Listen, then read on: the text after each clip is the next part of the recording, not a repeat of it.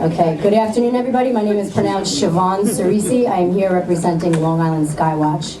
My question is, do we want our Earth and atmosphere to remain intact as a life support system, or do we want it to be a physics laboratory for military and private interests?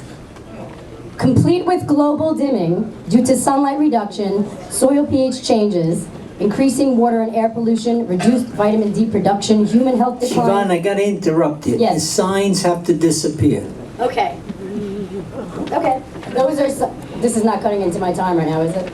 Yes, your clock is running. Okay. Well, I get an extra 30 seconds. Okay. So lower crop production, dead and dying trees, photosynthesis problems, and the list goes on. This is the choice we are faced with as humans, and modifying the atmosphere, and whether intentionally through geoengineering and unintentionally through aviation and pollution. I am here today in support of IR 2029, a local law to protect air quality in Suffolk County, which places restrictions on the intentional disbursement of barium, sulfur, salts, and aluminum oxide into the air. These chemicals listed in Mr. Romaine's proposal are currently being promoted for geoengineering solar radiation management schemes on a global level and are referred to in numerous United States patents for weather modification technologies and methods dating as far back as the 1930s. What is geoengineering? According to the 2009 Royal Society report titled Geoengineering, Science, Governance, and Uncertainty, it is the, quote, deliberate large-scale manipulation of the planetary environment to counteract anthropogenic climate change. Geoengineering proposals aim to intervene in the climate system by deliberately modifying the Earth's energy balance, end quote. Geoengineering, also referred to as climate remediation, weather modification, and solar radiation management, is already underway in the United States, according to the National Oceanic and Atmospheric Administration, the United States Navy, and NASA, and several other countries, including Germany, India, Russia, and the UK, who are exploring or, quote, moving ahead with their own climate remediation efforts, according to the 2011 Bipartisan Policy Center's Task Force on Climate Remediation. Between 2009 and 2010, the U.S. House Committee on Science and Technology held hearings discussing the implications of large-scale climate intervention, the scientific basis and engineering challenges, and domestic and international research governance. These are the titles of their meetings. As discussions about geoengineering have already taken place at the federal level of government, likewise, this reality needs to be discussed by the local levels of government and public hearings made available. Being that geoengineering affects the planetary climate and weather patterns, the public at the local levels must have the ability to accept or reject such experiments and programs in their own communities. According to John Holdren, director of the White House Office of Science and Technology Policy, quote, there are a variety of schemes that have been discussed for geoengineering. A classic example is injecting reflecting particles into Earth orbit, end quote. It is these programs which I will be addressing today. Solar radiation management, or SRM, involves deliberately injecting particles, chemicals, or gases into our upper atmosphere to decrease the amount of direct sunlight reaching the Earth to mask or reverse the effects of climate change. These schemes include cloud whitening experiments using salts and other particulates, injecting metal oxides into the atmosphere, and putting more water vapor, a potent greenhouse gas, into the atmosphere to create man-made artificial clouds.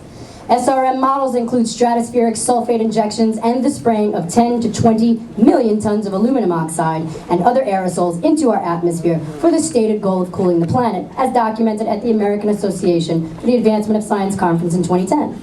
According to the Bipartisan Task Force on Climate Remediation Research, quote, although SRM may be able to mask some impacts of greenhouse gases on the climate system, it would do nothing to deal with the chemical consequences of increased CO2 concentrations in the atmosphere, end quote. This can be likened to suppressing symptoms of an illness while not addressing the root causes. Thus, the system remains sick, but the illusion of wellness is what we get. Simultaneously, we are in the midst of a global dimming. In 2003, NASA scientists reported that the Earth is 20% darker. A report issued by the International Osteoporosis Foundation in 2009 showed that populations across the globe are suffering from the impact of low levels of vitamin D. The problem is widespread and on the increase, with potentially severe repercussions for overall health and fracture rates. Aluminum is a neurotoxin in humans. Prolonged exposure can impair cognitive function and lead to motor dysfunction. Barium salts are very toxic, and if ingested, have a strong stimulating effect on all muscles, including the heart. Excessive barium poisoning can lead to vomiting, diarrhea, convulsive tremors, and increased blood pressure, according to the EPA. According to our own New York State Department of Environmental Conservation, high concentrations of sulfates can enter the cardiovascular respiratory systems, resulting in disease or even death, and leach metals from soils in the form of acid rain. Ultimately, geoengineering affects all of us, and thus information needs to be made widely available to the public and programs voted on by the public before the implementation of any such schemes. Thank you.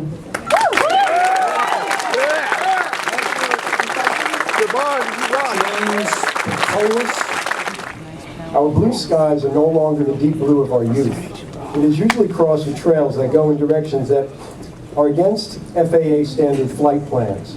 I have called the FAA and Homeland Security numerous times, only to be told it's not their jurisdiction. As you can see from the cover of Packet 2, the trails are now being put into media, books, video games, movies, and always behind the weathermen on the news. These trails have become normal to everyone, especially our children. To make sure of this, NASA has implemented a Count the Contrail program in the 1980s, which was distributed to the elementary schools in the United States. In this way, children grew up thinking these trails were normal. There are patents to make different kinds of clouds on the books. The clouds we see today do not fall into previous classifications. In fact, NASA made new classifications for clouds last year. The United Nations implemented a ban on geoengineering in 2010. 190 nations agreed, except for the United States and the United Kingdom. Congress has had 3 meetings on geoengineering in 2010. The Council on Foreign Relations, which is a private entity, sponsored a meeting on unilateral geoengineering in 2008. The U.S. Senate bill was introduced in 2009 titled Weather Mitigation, Research and Development Policy Authorization Act.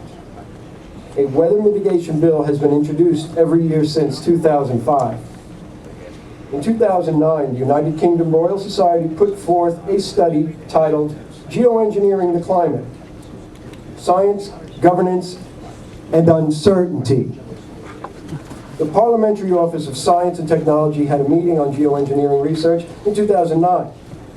Just last week, a United Nations climate conference in South Africa on Friday said that in theory, reflecting a small amount of sunlight back into space before it strikes the Earth's surface would have an immediate and dramatic effect. But nobody knows what the side effects would be, and they could unintentionally change weather patterns and rainfall.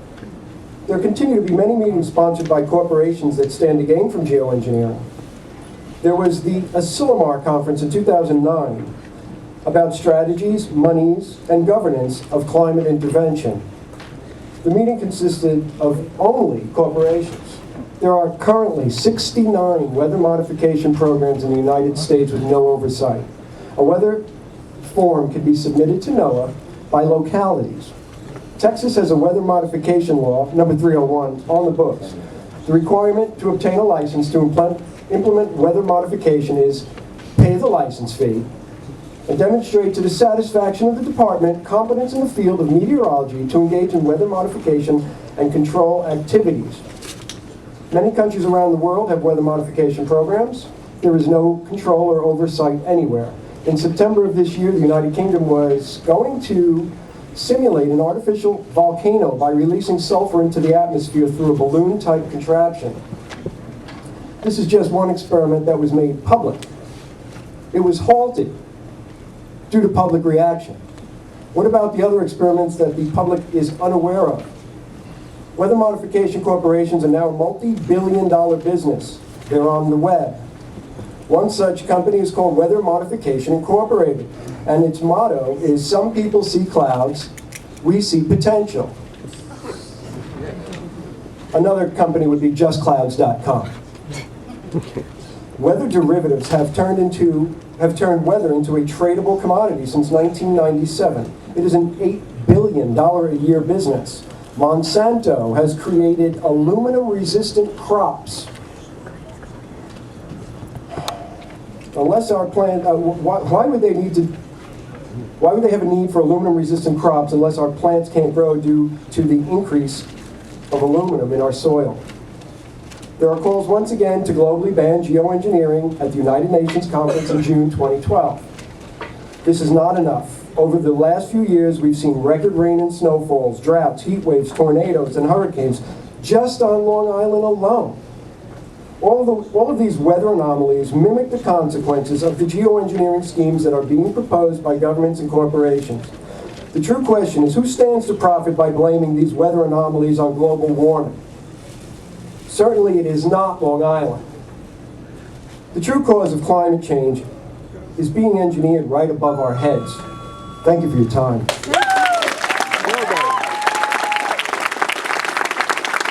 Anthony DeRosco.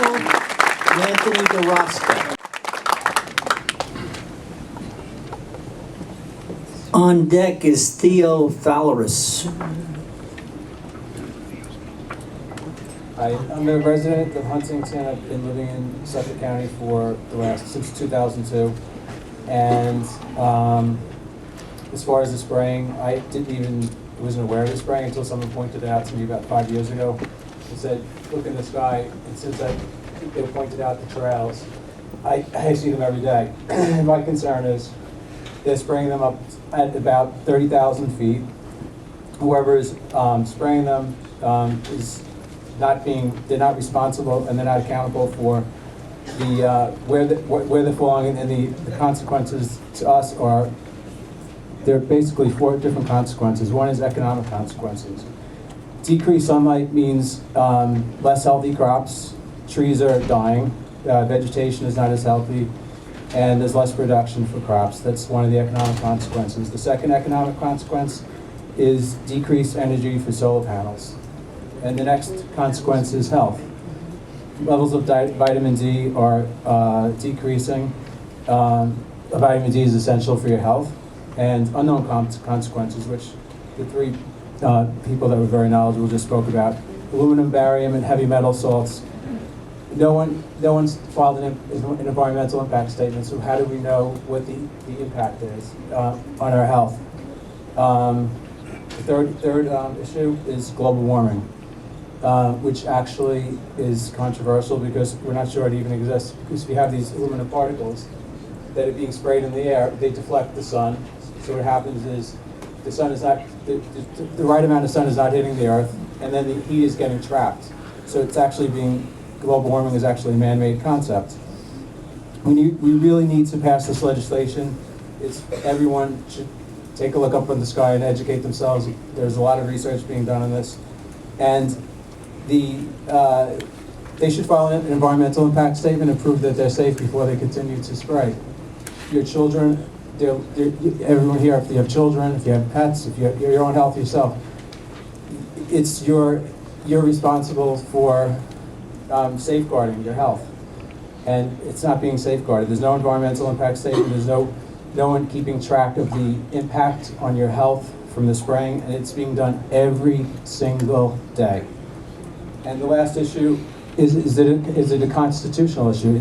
How can it be constitutional to do aerial spraying and drop heavy metals when it's actually taking your property, it's taking your liberty, it's taking your right to happiness? I'm a lawyer by trade, and that's what I've been doing for 20 years. So if anyone needs any legal research, I'm giving it to you for free on this issue, because this to me is the most important issue in the world, facing every one of you. Your life depends upon it. Take it seriously, please. I've written letters to senators, congressmen. This to me is the most important issue for all of you, for your health, for your children, and that's it.